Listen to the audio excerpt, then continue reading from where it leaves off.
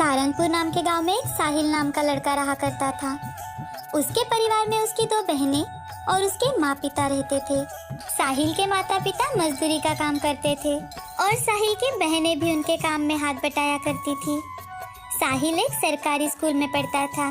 वो स्कूल के बाद घर घर जाकर कुछ सामान बेचता था या फिर गांव में अगर कोई छोटा मोटा काम मिले तो वो कर लेता था और अपने कमाए हुए पैसों से वो स्कूल की फीस तथा अन्य उसके कोई खर्च करता था।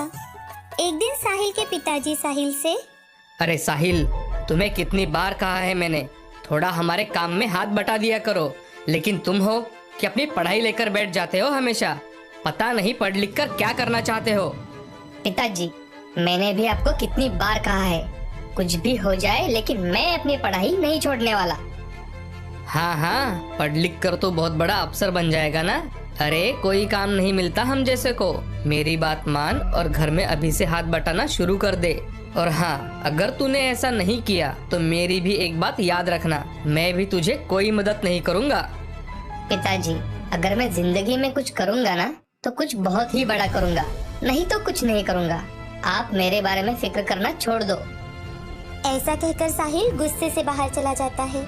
तभी उसकी माँ साहिल के पिताजी से, अजी, तुम क्यों उसके पीछे पड़े रहते हो? वो अपना अपना खुद का कर रहा है ना। अरे भाग्यवान, तुम तो चुप ही बैठो। तुमने ही तो सर पे चढ़ा के रखा है उसे। सभी अपना अपना काम करने चले जाते हैं। ऐसे ही कुछ दिन बीत जाते हैं। एक दिन साहिल अपना स्कूल खत्म होने के बाद कुछ सामान बेचने के लिए चला जाता है। साहिल गांव-गांव जाकर लोगों के दरवाजे खटखटाता है तो कुछ लोग उससे सामान खरीदते हैं तो कहीं पर लोग उसके मुंह पर दरवाजा बंद कर देते हैं। ऐसे ही एक दिन बहुत धूप में साहिल अपना सामान बेच रहा था कि तभी वो एक दरवाजा खटखटाता है।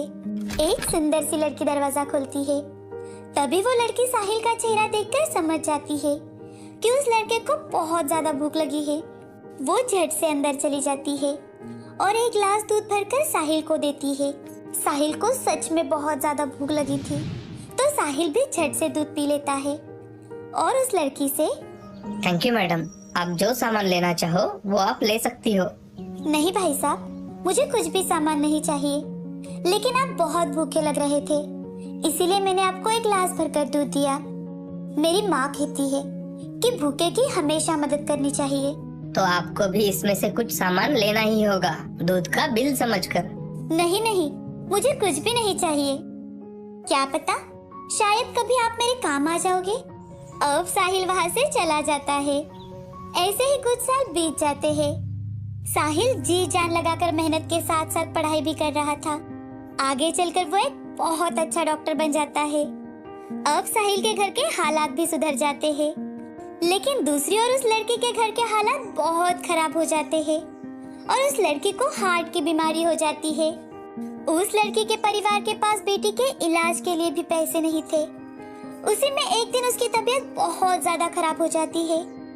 जैसे तैसे कर वो शहर के एक बड़े अस्पताल में उसे लेकर आते हैं और जैसे ही उस लड़की की फाइल साहिल के पास जाती है, वो उस पर गांव का नाम और उस लड़की का नाम पड़ता है तो उसके सामने वो दूध पिलाने वाली लड़की आती है। वो झट से बाहर जाकर देखता है तो वो वही लड़की थी जिसने भूखे को दूध पिलाया था।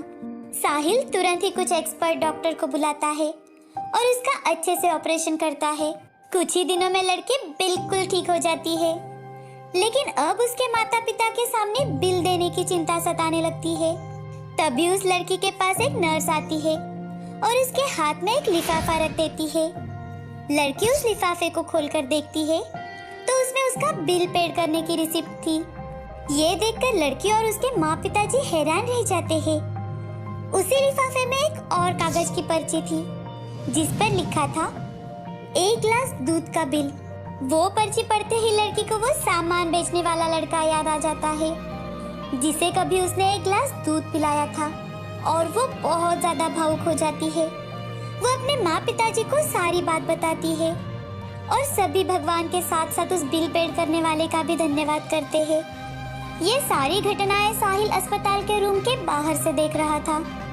उन्हें खुश देखकर साहिल भी खुश हो जाता है।